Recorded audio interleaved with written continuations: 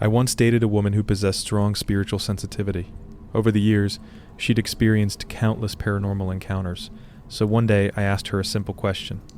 Of all the strange things you've witnessed, was there ever an experience that genuinely terrified you? She paused for a moment before sharing a story that still sends chills down my spine. Even though I'm retelling it from memory, I doubt I can fully capture the fear she felt that day. Yet among all the ghost stories I've ever heard, this one remains the most unsettling. The incident took place 19 years ago. It happened near a remote reservoir known locally as 𝗏, deep within the mountains. At the time, she worked for an electronics retailer. One afternoon, she was assigned to deliver a television to a customer living in a small rural town. The delivery wasn't unusual, but by pure coincidence, her aunt happened to live in the same area. Since she had some personal business with her aunt as well, she decided to stop by before making the delivery. While there, she asked if her aunt knew where the customer's house was located. As luck would have it, the house was only a short walk away from her aunt's place. The television was delivered without any trouble. Afterward, while preparing to head home, she mentioned that she wanted to stop by a neighboring town. Wondering if there was a quicker route, she asked her aunt if there was a shortcut. Her aunt thought for a moment before pointing out a little used back road that passed near 𝗏. Taking her aunt's advice, she set off down the mountain route. The weather had been gloomy since noon. Thick clouds hung overhead, and the fading daylight made the forest feel darker than it should have been. Still, she wasn't concerned. After all, it was supposed to be a shortcut. So she continued driving along the lonely mountain road, deeper and deeper into the woods. By now, she should have already descended from the mountains and reached the neighboring town. But no matter how long she drove, the mountain road never seemed to end. In fact, the situation was getting worse. The paved asphalt road had disappeared entirely, replaced by a rough dirt path barely wide enough for a single vehicle. The road was uneven and riddled with bumps, winding deeper into the wilderness. A feeling of unease began creeping into her mind. Did I take the wrong road? Just as that thought crossed her mind, she spotted an elderly woman walking along the roadside, seemingly on her way home from working in the fields. Relieved to see someone, she stopped her car and rolled down the window. "Excuse me," she called out. "Is this the road that leads to the town?" The old woman shook her head. "No, dear. This isn't the right road." Then she pointed farther down the path. "If you go a little farther ahead, you'll come across a house. There's a wide open space in front of it. You can turn your car around there." The woman spoke kindly, and after thanking her, she continued down the road toward the house she had described. Several minutes later, the house came into view, and the moment she saw it, she felt something was wrong. Deep in the middle of the mountains, where there shouldn't have been much of anything, stood an enormous estate. It wasn't just a house. The property was massive, with several separate buildings standing around it. The entire place had the appearance of an old mansion from another era, almost like the residence of a wealthy family from long ago. The sight of it felt strangely out of place, as though it didn't belong in the modern world.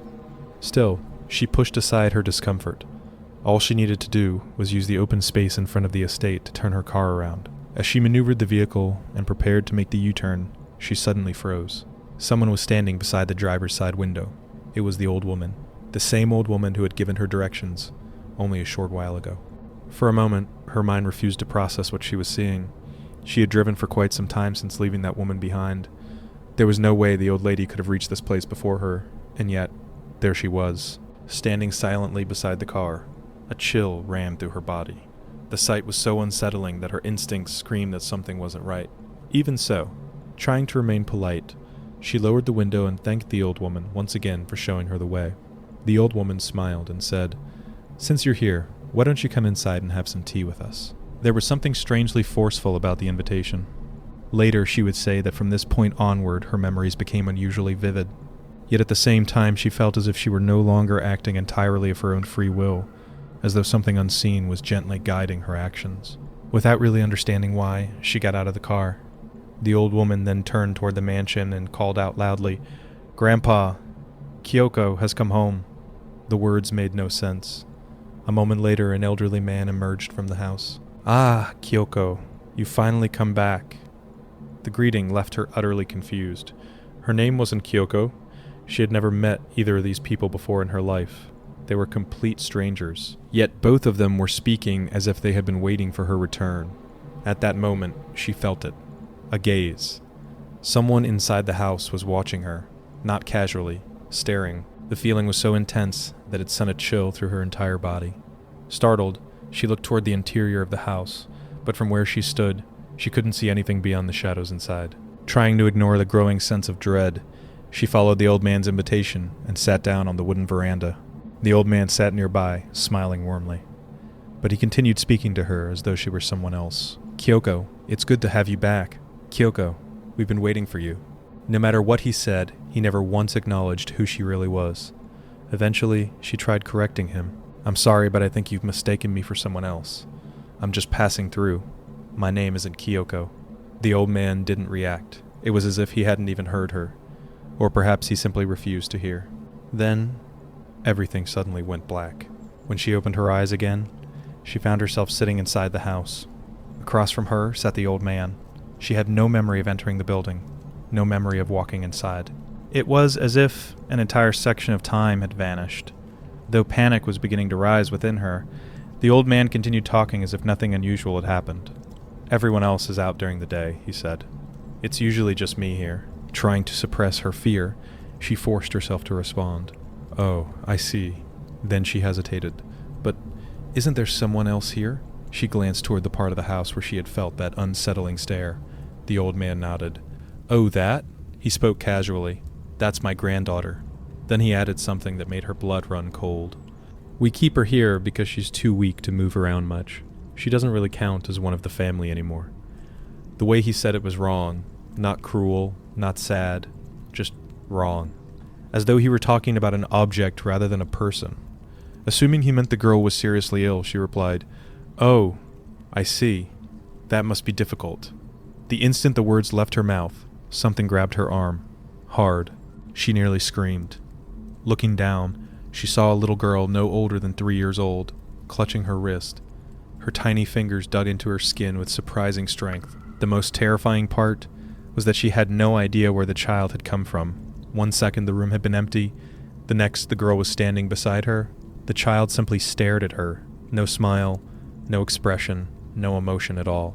Just those lifeless eyes fixed on her face. At that moment, instinct took over. Every fiber of her being screamed the same thing. "Get out, run, leave this place immediately." She tried to stand, tried to pull away, tried to move, but her body wouldn't obey. It was as if something invisible had wrapped itself around her, holding her firmly in place. And no matter how desperately she struggled, she couldn't move at all. The old man looked at the little girl and scolded her. "No, this woman isn't your mother." The moment those words left his mouth, something happened that made her doubt her own eyes. Without warning, the little girl launched herself at him. She sank her teeth into the side of his neck. The change in her was instant. Gone was the blank, emotionless child she had seen moments earlier. In her place was something monstrous. The girl's eyes glowed a deep, unnatural red, and her face twisted into an expression so horrifying that even years later she struggled to describe it. According to her, it was the most terrifying face she had ever seen. At that point, she had reached her limit. "I have to get out of here." She tried to stand, tried to run, but her body refused to obey. Looking down, she finally saw why. From the tatami floor beneath her, countless hands were emerging. Dozens, hundreds, pale human hands stretched up from the floorboards, wrapping themselves around her legs, arms, and body. They held her tightly in place. But that wasn't the worst part. The hands were speaking. Their voices echoed all around her. "Kyoko, you've finally come back to the master's house. We've been waiting for you. You won't be able to leave again. There's nowhere left for you to run."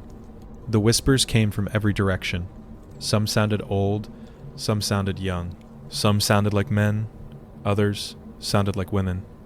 Together they blended into a nightmarish chorus.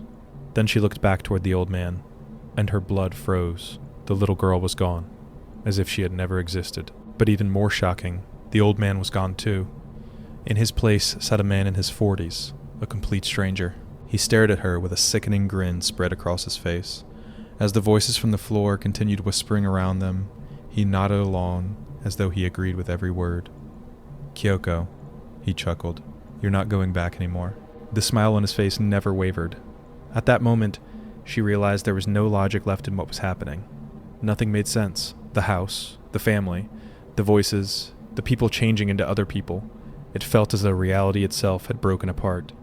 The nightmare finally shifted when the man suddenly stood up. Without warning, he grabbed her wrist. His grip was impossibly strong. Unable to resist, she was dragged outside the house. The man led her across the property and stopped in front of a large storehouse. She had no idea what was happening. Her entire body trembled with fear. Then the man slowly opened the storehouse door and showed her what was inside. The building contained an old-style wooden coffin, the kind often seen in historical dramas. Inside the coffin lay a woman, perfectly still, as though she were sleeping, or perhaps something else. Gathering what little courage she had left, she asked, Who is that?" The man looked at her. Then a grin spread across his face. "Who is she?" He laughed softly. "That's your younger sister." The word struck her like a hammer. Her mind was already on the verge of collapse. Nothing he was saying made any sense. None of these people knew her. She wasn't Kyoko. She had never seen any of them before, yet they all acted as though she belonged there, as though she had always belonged there, and that terrified her more than anything. Then she noticed something. Her car. It was still parked exactly where she had left it. For the first time since arriving, she saw a chance to escape. Before the man could react, she tore herself free and sprinted toward the vehicle. She ran with everything she had. But just as she reached it, someone appeared in front of the car. The old woman. The same old woman from the road. She seemed to materialize out of nowhere. In her hands was the corpse of a crow. Without a word, she placed the dead bird on the windshield. Then she fixed her gaze on her, a cold, hateful stare, and in a low voice she said, "Kyoko, you're not going anywhere anymore." For a moment she thought she was losing her mind. Fighting back panic, she swept the crow's corpse off the windshield, threw herself into the driver's seat, and desperately tried to start the engine. But as happens in every nightmare, the engine wouldn't start. Not even once. The key turned. Again, and again, and again. But the car refused to come alive. And outside they were still watching her, waiting. The engine refused to start at first. Again and again she turned the key, her hands trembling uncontrollably. Finally, the engine roared to life. Without wasting a second, she spun the car around and sped back down the road she had come from. She didn't dare look behind her. Not once. She kept her eyes fixed on the road ahead and drove as fast as she could. Yet something was terribly wrong. The road should have led her back the way she came. Instead, it seemed to be changing. The farther she drove, the narrower it became. The trees pressed closer and closer. The path shrank until it was barely wide enough for the car. Then it became even narrower. Eventually, it was impossible to continue. The road had constricted to the point where a vehicle simply could not pass. She slammed on the brakes. The car came to a stop. Her heart pounded as she stared ahead, trying to understand what was happening. And then she saw it. A bridge. A red bridge. It stood in the distance, shrouded in mist. She was certain it hadn't been there before. When she had driven through this area earlier, there had been no bridge. Yet now it sat directly in front of her, as though it had always existed. Before she could process what she was seeing, someone appeared beside the car. The old woman, again, standing next to the driver's side window. She looked at her and smiled. A cold, unnatural smile. "You can't go back anymore, can you?" The old woman's voice sounded almost sympathetic. Then she pointed toward the bridge. "That bridge was made for you. You have to cross it." The words sent a chill through her entire body. Then things became even worse. In the next instant, the old woman was no longer standing beside the car. Instead, she was stuck to the windshield, upside down, like some giant insect. Her face pressed against the glass, her eyes bulging, her mouth stretched into an impossible grin. She began screaming, "You won't escape, you won't escape, you won't escape," over and over, again and again and again. The old woman clung to the windshield, shrieking the same words without pause. Terrified, she forced herself to ignore the sight and continue trying to flee. But no matter where she drove, the red bridge appeared again, always ahead of her, waiting, as though the road itself was guiding her toward it. By then, her spirit was broken. Every attempt to escape had failed. The house, the old couple, the little girl, the voices, the hands, the changing faces, the bridge. It felt as though she had already stepped into another world, and for the first time she thought, "This is the end." Slowly, she opened the car door. Without understanding why, she stepped outside. It was as if some unseen force was calling to her. Drawing her forward, she began walking toward the red bridge. One step, then another. Her body moved on its own. Her mind screamed for her to stop, but she couldn't. The bridge seemed to pull her closer with every step, and just as she was about to reach it, she heard a voice. Not with her ears. Inside her head, a voice speaking directly into her mind. A voice she knew immediately. It belonged to her grandmother, the grandmother who had raised her when she was a child. And the voice called out to her. Then she heard the voice clearly. It was her grandmother's voice, the grandmother who had raised her when she was a child. The voice spoke directly into her mind. Maru-Maru-chan, you mustn't go that way. Years later, she would say that the voice had called her by the childhood nickname only her grandmother ever used. The moment she heard those words, everything went black. When she regained consciousness, she found herself behind the wheel of her car. The nightmare was gone. The old woman, the bridge, the mansion, everything had vanished. She kept driving, and after a while she finally reached a familiar paved road. The sight of ordinary asphalt had never felt so comforting. It was as if she had somehow escaped from the very edge of the afterlife itself. At this point, some people reading the story might think it sounds too unbelievable to be true, but according to her, every part of it really happened. And unfortunately, the horror didn't end there. Later that day, while checking her belongings, she noticed that something important was missing. Her driver's license. She was certain she had it that morning, but now it was gone. Wanting to have it reissued as quickly as possible, she went to the police station. There, she received unexpected news. Someone had already turned in her missing license as lost property. Relieved, she began the process of retrieving it. Then she saw it, and her blood ran cold. The photograph on the license wasn't hers. The name and information belonged to her. But the face in the picture was that of a completely different woman. Naturally, the police suspected forgery or some kind of crime. The license was confiscated and thoroughly examined. However, investigators found no evidence whatsoever that the document had been altered. It was a genuine driver's license. Everything was authentic, except for the fact that the photograph had somehow changed. The truth emerged later through the police investigation. The woman in the photograph had a name, Kyoko, the same name the old couple had repeatedly called her. Even more disturbing, Kyoko was the daughter of the family she had visited while delivering the television that day. And 2 years earlier, Kyoko had died in a traffic accident near the same area where the terrifying events had taken place. The family history that emerged afterward was equally strange. The grandmother who had purchased the television was originally from a wealthy family that once lived in the region. When she was young, she had a falling out with her relatives and left home, running away with the man she loved. For many years, she lived in Tokyo and had little contact with her birthplace. Then, by pure coincidence, her daughter eventually married a man from the very same town where the grandmother's family had once lived.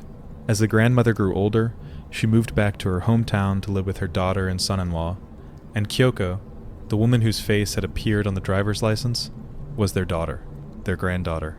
The most chilling detail of all was this. When Kyoko died, she was the exact same age as the woman who experienced the haunting. There was one final discovery: the mansion, the enormous estate where everything had happened, the house she had been led to, the place where the old couple, the child, and the red bridge appeared. According to local records, that house no longer existed. In fact, it had not existed for many years. Long ago, when N Dam was constructed, the entire property had been submerged beneath the reservoir. The mansion now lay at the bottom of the lake, buried underwater, lost to the world, yet somehow, on that dark afternoon, she had found her way there.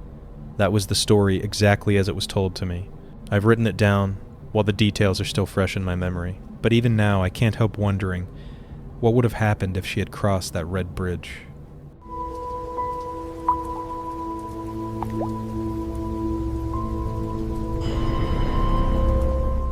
As unbelievable as it sounds, there seem to be cracks between worlds hidden throughout ordinary everyday life, places where another reality quietly waits just beyond sight.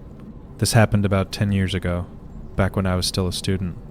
At the time, my friend A had recently bought an old used car for next to nothing. Because of that, our group often piled into it and went on random drives whenever we had nothing better to do. What happened during one of those trips still gives me chills. It was a 3-day holiday weekend. Like most college students, we had absolutely nothing planned.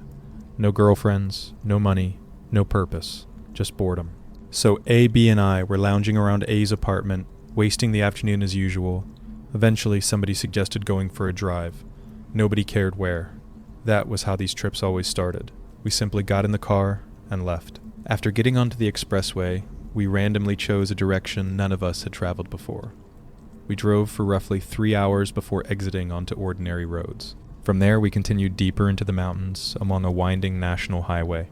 By that point, A was exhausted from driving, so we decided to find a place to stop and switch drivers. After a while, we came across a small open area beside the road, large enough for several cars to park. It looked like the sort of place where drivers might stop during winter to put chains on their tires. We pulled in and got out to stretch our legs. That's when B noticed something. "Hey," he called out. "Looks like there's some kind of castle ruin up there. Let's check it out."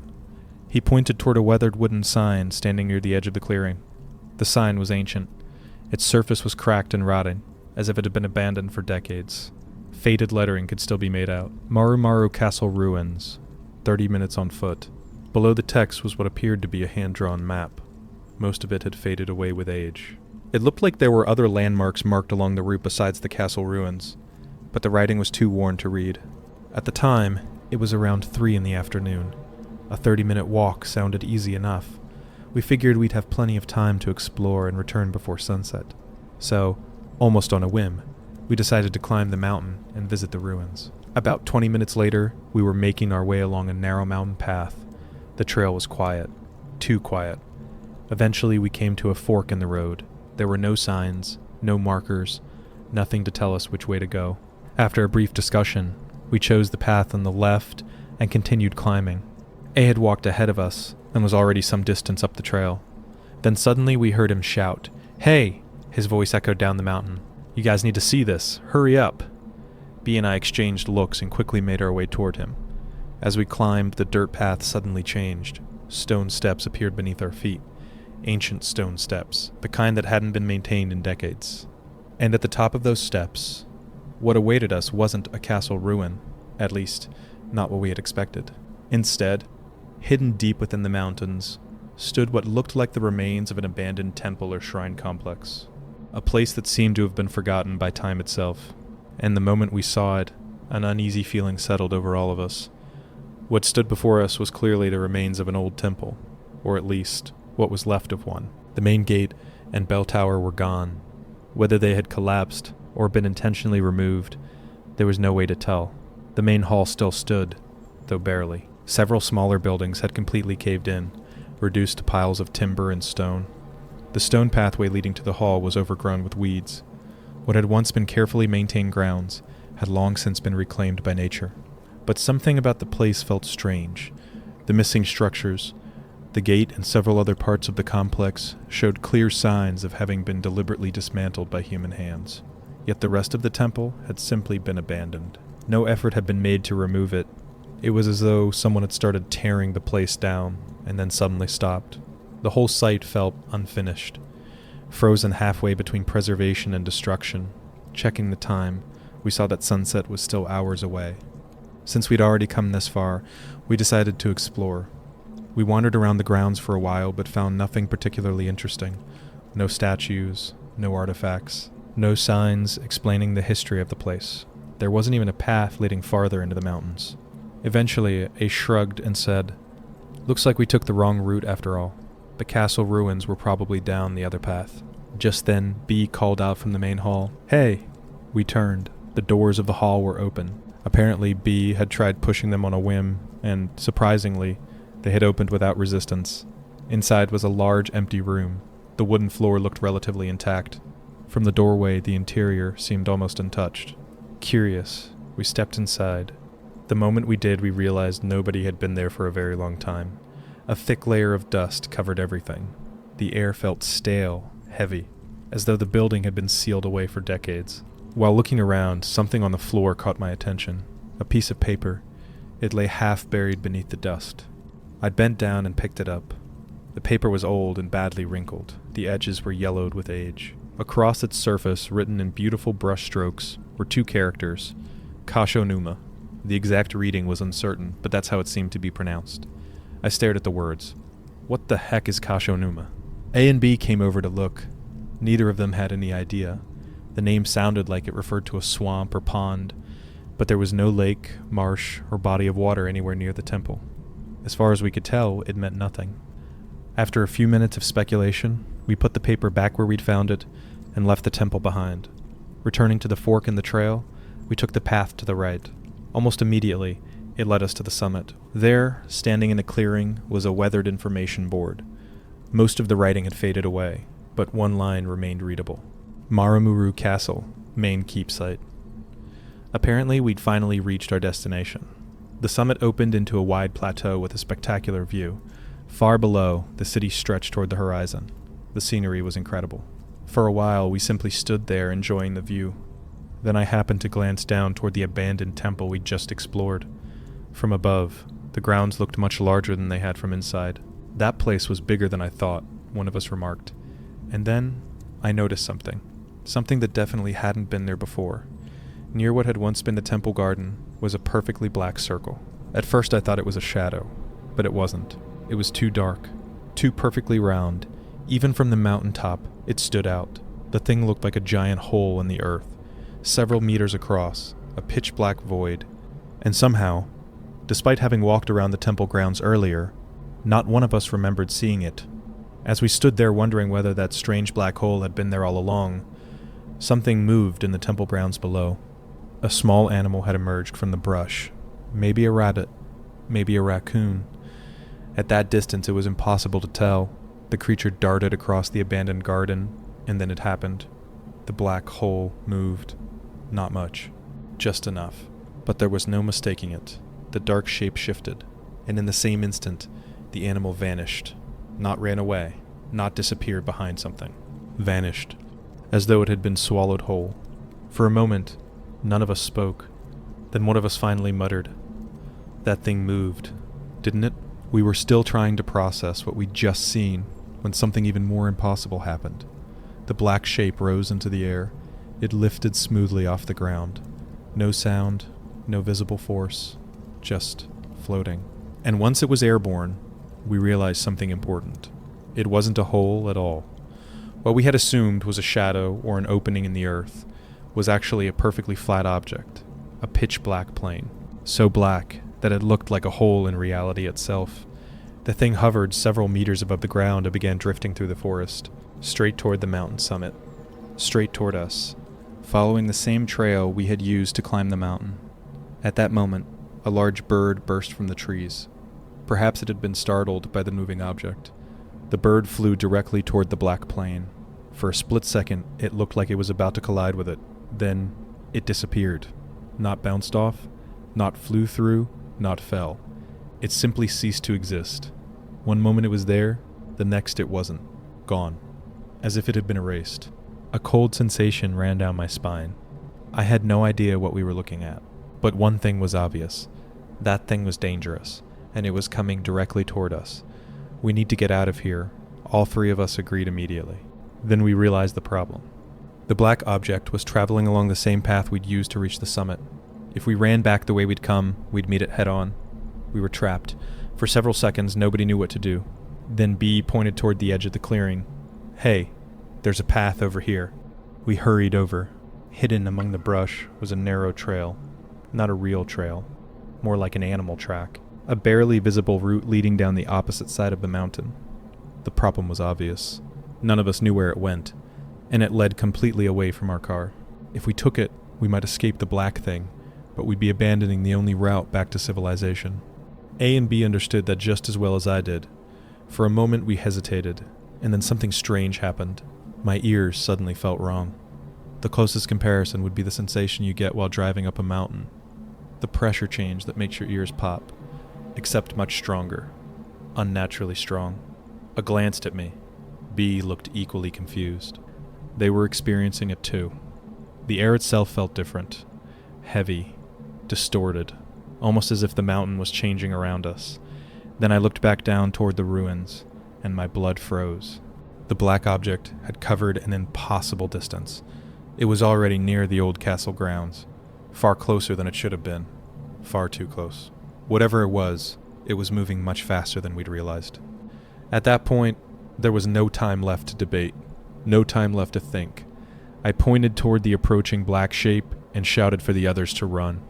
Then, without looking back, we threw ourselves onto the narrow animal trail and began descending the mountain. as fast as we could, because whatever was coming for us was almost there. The other two followed without hesitation.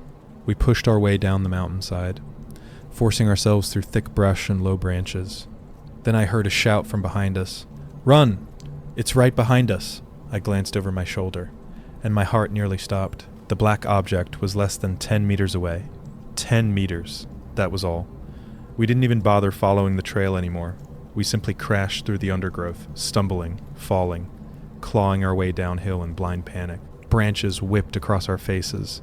Thorns tore at our clothes. Nothing mattered except getting away. I don't know how long we ran.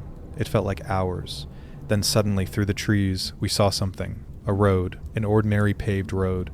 Never in my life had asphalt looked so beautiful. Covered in mud and scratches, we practically threw ourselves down the final slope and tumbled onto the roadway. The moment we reached it, a sharp metallic ringing exploded inside my ears, like feedback from a speaker, or a giant piece of steel being struck. Then came another sound. Pop! Something bursting, like a giant firecracker detonating behind us. Startled, we turned around. The black object was gone. Completely gone.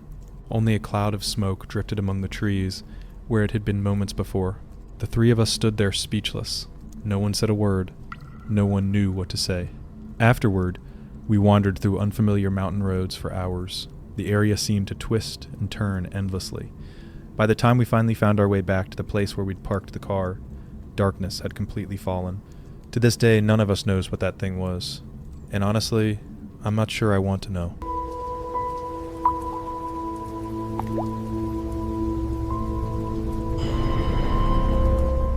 A different story. What I'm about to tell you happened more than 25 years ago. Unlike the previous story, this one took place in a real, well-known location. At the time, I was on spring break between my second and third years of high school. The place in question was located in the heart of Osaka's financial district. More specifically, it was around the area of Tenjin Bridge, the river flowing beneath it, and the point where the river, Nakanoshima Park, and the surrounding districts meet. It wasn't some isolated mountain village. It wasn't a haunted ruin. It was a busy part of the city, a place people pass through every day, which is exactly what makes the story so disturbing. One day in March, I received a phone call. It was from the mother of my friend Kenji. "Hey, Saito-kun, were you with Kenji yesterday?" "No, I wasn't." The conversation was brief, nothing unusual. Our group of friends spent a lot of time together, so parents occasionally called around asking where someone was. I didn't think much of it, but there was a problem. Kenji hadn't come home the night before. Concerned, his mother had already contacted several of our friends. Afterward, I called around myself. Every single person reported the same thing. Kenji's mother had called them, and every single person gave the same answer. None of us had seen him that day.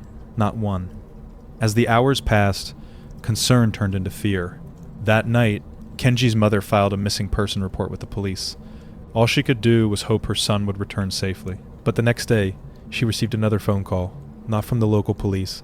This call came from a police station in Osaka City. The officer on the other end explained something strange. A few days earlier, someone had apparently jumped into a river within their jurisdiction. Items believed to belong to the individual had been recovered. Would she be willing to come identify them? For Kenji's mother, those words must have felt like a nightmare she wasn't ready to face. And yet, the real mystery was only beginning. Even though she desperately hoped it wasn't true, Kenji's mother agreed to examine the recovered belongings. The item the police showed her was a pair of sneakers. Inside them were a pair of socks, neatly tucked away. According to the police, the shoes had been found carefully placed near the exact center of Tenjin Bridge. No other clothing had been discovered. However, based on the circumstances, investigators believed there was a strong possibility that someone had jumped into the river. The sneakers themselves were nothing special, a common model that could be purchased almost anywhere. Still, they looked very similar to the pair Kenji often wore. Unable to be certain, his mother returned home to check. The officer handling the case explained, "We've interviewed people in the surrounding area, but so far we haven't found any witnesses. At this point, we can't definitively say whether he jumped into the river or simply disappeared elsewhere." When she checked the shoe cabinet at home, the matching pair was nowhere to be found. That made it highly likely the recovered shoes were the ones Kenji had been wearing on the day he vanished. She contacted the police and reported her findings. Naturally, as a mother, she didn't want to believe her son had taken his own life. She clung to every possibility that he might still be alive somewhere. But during a phone call, the investigating officer carefully told her something difficult. "I'm very sorry to say this, but if you wish, we can begin preparing for the possibility of the worst." Then he added, "The longer we wait, the more difficult recovery can become. We would appreciate a decision as soon as possible." Those words weighed heavily on everyone. The following day, several of us visited Kenji's house. His mother sat us down and explained everything that had happened so far. The missing shoes, the police investigation, the possibility that he had jumped from the bridge. None of us wanted to believe it. On the walk home, we kept repeating the same thing to each other. "There's no way. Not Kenji. He'll probably show up in a day or two like nothing happened." We weren't speaking from logic. We were speaking from hope, the kind of hope people cling to when reality becomes too painful to accept. But a week passed, and Kenji still hadn't returned. Finally, the decision was made to search the river. When word came, Kenji's family, along with 3 of his closest friends, including me, went to the scene. The search operation was much larger than I had expected. Police officers were present. Members of the local volunteer fire brigade were there as well. Dozens of people participated. There were no professional divers. Instead, workers stood on the riverbanks and aboard boats, throwing weighted ropes into the water and dragging them back repeatedly, hoping to snag something below. Watching them work was difficult. Each cast of the rope felt like a silent admission that everyone feared the same outcome. Yet at the same time, none of us could stop thinking, maybe he's still alive. Maybe he's somewhere else. Maybe this is all a misunderstanding. Our hearts were pulled in opposite directions. As an aside, one of the local firefighters told us something unsettling. Apparently that stretch of river had a long history. Many people had jumped from the bridge over the years, and strangely enough, bodies were often never recovered. Some surfaced weeks later, others were never found at all. At the time, I dismissed it as one of those grim stories rescue workers tell, but later, I would remember those words and wonder if there had been more truth to them than I realized. By the end of the day, all the search team had recovered was a shocking amount of trash from the riverbed. Bicycles, scrap metal, discarded debris, but there was no sign of Kenji, no trace of him whatsoever, and somehow, that felt even worse. In the end, the search team found nothing. No trace of Kenji, no evidence that could explain what had happened to him. On one hand, everyone felt a sense of relief. If there was no body, maybe he was still alive. On the other hand, if he was out there somewhere, alone and in trouble, we wanted to find him as soon as possible. The uncertainty was torture. With those conflicting emotions, everyone returned home. The search continued for another 3 days. My friends and I only participated on the first day. After that, only Kenji's family continued assisting the authorities. Eventually, however, the search was called off. No results had been found. The family was told that, for the time being, all they could do was wait for further contact from the police, and so everyone went home. Just as after the first search, we tried to convince ourselves that Kenji was still alive, that he would eventually return, that there was still hope. But that night, something happened, something none of us could explain. Late that evening, Kenji's family received a phone call. The moment the phone rang, his mother instinctively knew. It's Kenji. She grabbed the receiver. "Kenji, Kenji, where are you?" Again and again she called his name, but there was no answer. Only silence. Several seconds passed. Then finally, a voice spoke. A voice she was certain belonged to her son. Just 2 words. "Find me." A pause. Then, "Please."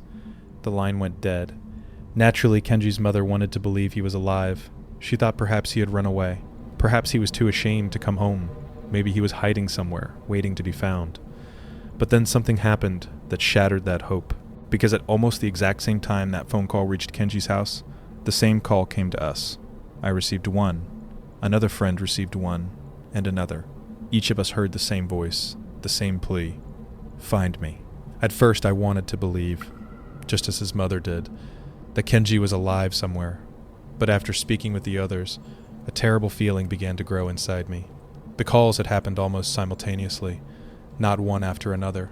Almost at the exact same moment, there was something deeply unnatural about that, something impossible, and for the first time, hope began giving way to fear. About an hour later, I received another phone call. This one came from one of the friends who had participated in the river search. His voice sounded shaken. He immediately began telling me something strange. Apparently, he knew an older woman who was said to possess unusually strong spiritual abilities. She wasn't someone he spoke with regularly. In fact, they rarely contacted each other at all.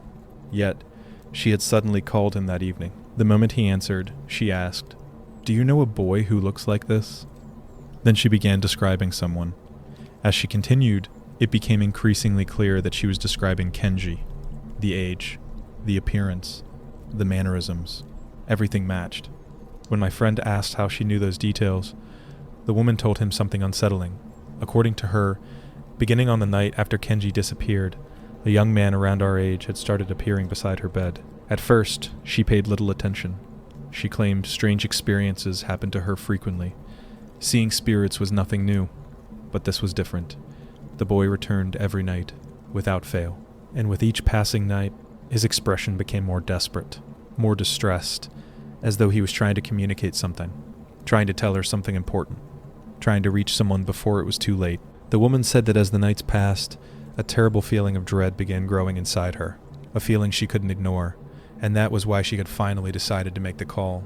The woman explained that the feeling had become so strong that she could no longer ignore it. That's why she had called. More importantly, she said that the boy's condition seemed to be getting worse with each passing night. "If you don't find him soon," she warned, "it may be too late." Those words were enough to convince us. Even if the official search had ended, we decided to return to the area ourselves. The next evening, a few of us met with the woman. The purpose wasn't really to conduct another search. Rather, she wanted to visit the location herself. She believed that if she could get close enough to where Kenji had disappeared, she might be able to understand what had happened. So we met her and took a taxi toward the river. During the ride, she told us something that I still remember to this day. She explained that much of Osaka had been devastated during the war. Entire districts had been destroyed in air raids. Countless people had died. According to her, the rivers had once been so filled with bodies that the water itself seemed covered by them. The suffering, grief, and resentment left behind by those deaths never truly disappeared. Instead, they lingered, accumulating over decades, layer upon layer, generation after generation, until they became something larger, something beyond individual spirits. She struggled to describe it. Finally, she said, "If I had to compare it to something, I'd call it a mass of regret, a mass of sorrow, a mass of unresolved emotion." According to her, these countless feelings merged together into something that no longer belonged to any single person. And once formed, it sought only one thing: to draw others into its suffering, to make the living experience the same despair, to increase its own numbers, to create more companions, more victims. The woman believed that this was what had happened to Kenji. Not that he had necessarily wanted to die, not that he had gone there planning to disappear, but that something had guided him, something that had found a weakness in his heart and quietly led him toward the river. She looked at us seriously. "If you're ever depressed, if you're carrying heavy worries," her voice became stern, "never come near this place, not even by accident." The warning felt disturbingly sincere, as though she wasn't speaking from belief, as though she knew. Then she handed each of us a small folded paper packet. Inside was salt. "Keep this with you. If you start feeling something strange, if you suddenly feel afraid for no reason," she paused, "scatter the salt around your feet and on yourself." At the time it sounded superstitious, but none of us laughed, not after everything that had happened. Eventually the taxi arrived. Rather than stopping at the bridge where Kenji's belongings had been found, we got out one bridge to the west, Tenjin Bridge. From there we planned to walk toward the scene, but the moment the woman stepped out of the taxi, something changed. Without saying a word, she immediately started crossing the bridge. Fast, far too fast, almost as if she were chasing something, or being pulled toward something. At first we assumed she had a reason. Maybe she had sensed something. Maybe she knew where she wanted to go, but the farther she walked, the stranger it became. Her pace kept increasing. Soon she was almost power walking toward the center of the bridge. "Oh, oi, where are you going?" We hurried after her. No response, not even a glance back. A feeling of unease settled over me. Something was wrong. Very wrong. I finally caught up to her. Reaching out, I grabbed her shoulder. The instant my hand touched her, a voice exploded from her mouth. "Let go." It wasn't her voice. Not even close. It sounded like a large man, a deep, powerful male voice, the kind that seems to vibrate through your chest. For a split second, I froze. Then an impossible force slammed into my arm. The woman shook off my hand effortlessly, as though I weighed nothing at all. And she continued walking toward the center of the bridge, without slowing, without stopping, without turning around, as though something waiting in the darkness ahead was calling her name. The moment that happened, I knew something was terribly wrong. Without thinking, I rushed forward and wrapped my arms around her from behind, trying to stop her, but it was like trying to restrain someone twice my size. She kept walking, dragging me with her. Let go. The same deep male voice continued to roar from her mouth. Even with my full weight hanging on to her, she kept moving toward the center of the bridge. It eventually took all three of us working together to stop her. She was still shouting, calling out someone's name over and over. The words weren't clear, but the desperation in her voice was. Panic began spreading through our group. We shouted at her, called her name, slapped her back, even sprinkled some of the salt she had given us over her shoulders and head. Anything we could think of, anything to bring her back. After what felt like an eternity, her struggles gradually weakened. Then, in a faint voice, she finally spoke. I'm okay now. The change was immediate. The strange strength vanished. The deep male voice was gone. She sounded like herself again. We slowly released our grip and watched her carefully. After catching her breath, she looked at us and quietly said, "Thank you." Then her expression darkened. If you hadn't stopped me, she paused, I would have ended up just like Kenji. The words drained the color from everyone's face. The woman then explained something that chilled us even further. According to her, whatever lingered in that area possessed tremendous influence. Normally, it could only affect people whose minds were weakened by grief, depression, or emotional vulnerability. But people with strong spiritual sensitivity were different. Their heightened awareness made them easier to reach, easier to influence, easier to manipulate. In a way, she said, spiritual sensitivity was a double-edged sword, and because of that, people like her were often in greater danger than ordinary people. When we asked what had happened on the bridge, she explained that the spirits had understood why we had come. They knew we were searching for Kenji, and they didn't want him found. The force she had described earlier, that vast mass of accumulated resentment, was actively interfering. She even believed it had affected the official search efforts days before. At that point, most of us assumed the investigation was over.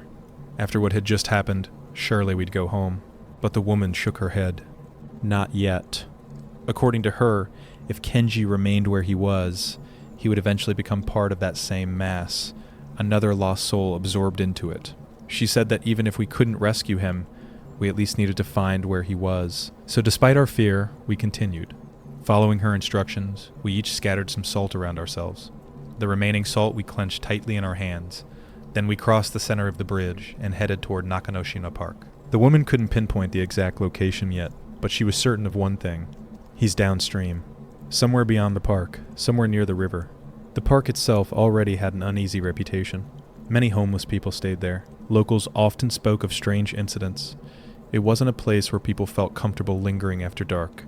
Together we descended the stone steps leading into the park. To the east was the pointed tip of the island-like park. We ignored that direction and instead headed beneath the bridge, planning to emerge along the southern riverbank. As we approached the shadow beneath the bridge, the woman's pace suddenly quickened. Without turning around, she spoke in a low voice. Move, then more urgently, quickly, get through here. The tone alone was enough to make us obey. None of us asked why. We hurried beneath the bridge, and then, just as we were passing through the darkness underneath, a laugh echoed from below us. A low, unpleasant laugh. Heh, heh, heh. Not loud, not distant, close, far too close. The kind of laugh that instantly makes the hairs on the back of your neck stand up, and none of us could tell where it had come from.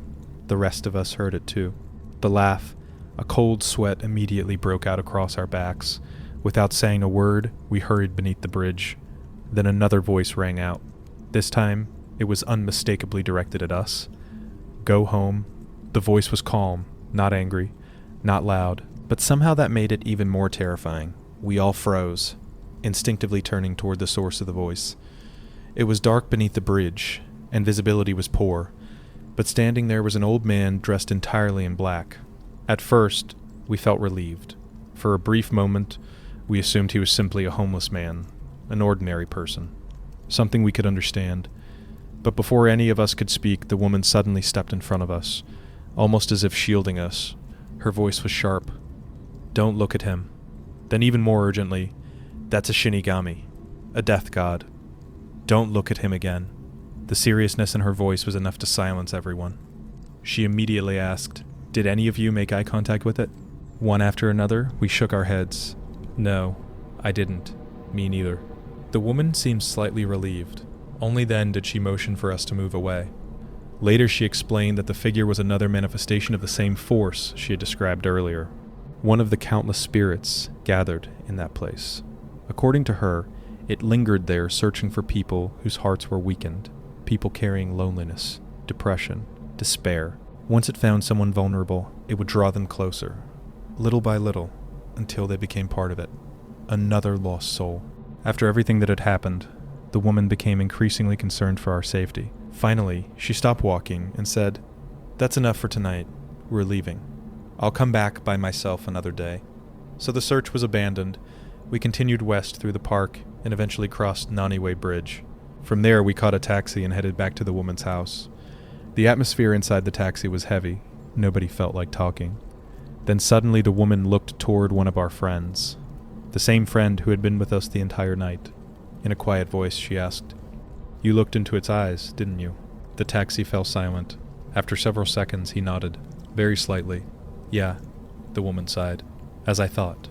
She explained that after we had moved away, she had sensed something. The Shinigami had taken a particular interest in him, a strong interest, strong enough that she had decided to end the search immediately. If they had stayed longer, she feared something might have happened. When we arrived at her house, she told him to remove his jacket. Confused, he did. The moment he took it off, everyone in the room fell silent. On the left shoulder of the jacket was a mark, a black handprint. Not dark enough to look like paint, not clear enough to be ordinary dirt, just a faint black hand-shaped stain, as though someone had gripped his shoulder and left a trace behind. The woman pointed at it. "Now do you understand?" Her expression was deadly serious. "Never go back there. Not once. Not for any reason." Then she added, "Leave the jacket here. I'll cleanse it." Without arguing, he did exactly as she said. That night she performed a purification ritual for all of us. Afterward, we returned home. Days passed, then weeks. The woman never contacted us again. Nothing changed.